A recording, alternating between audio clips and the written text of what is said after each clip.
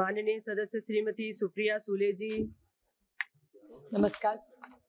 मैं आपकी आभारी हूँ कि आपने मुझे आज वक्त दिया। मेरे निर्वाचन क्षेत्र बारामती लोकसभा में पूना का बहुत शहरी एरिया आता है आणि पुणे, सातारा आणि कोल्हापूर या संपूर्ण भागामध्ये प्रचंड पाऊस आणि अतिवृष्टी झाली आणि काल रात्री प्रशासनाच्या माध्यमातून पाणी धरणातून सोडण्यात आलं। तर माझी एवढीच विनंती आहे की पाऊस झाला ते कुणाच्याच हातात नसतं, पण पाऊस पडल्यानंतर सरकारने पाणी सोडायच्या आधी नागरिकांना काहीतरी कळवायला तरी पाहिजे होतं, भोंगा तरी वाजवला, काहीतरी अलर्ट करायला पाहिजे होतं। आणि त्याचबरोबर जेव्हा सरकारला माहिती होतं ऑरेंज किंवा रेड अलर्ट आहे, तेव्हा पुण्याच्या नागरिकांना आधी का नाही सांगण्यात आलं? कारण का संपूर्ण वारजे, सिंहगड रोड, पुण्याचा अनेक भाग, पिंपरी चिंचवड असेल किंवा पुणे शहर असेल, त्याच्यात अनेक घरं, शाळा, कॉलेज सगळे पाण्याखाली आले, लोक प्रचंड अडचणीत आले।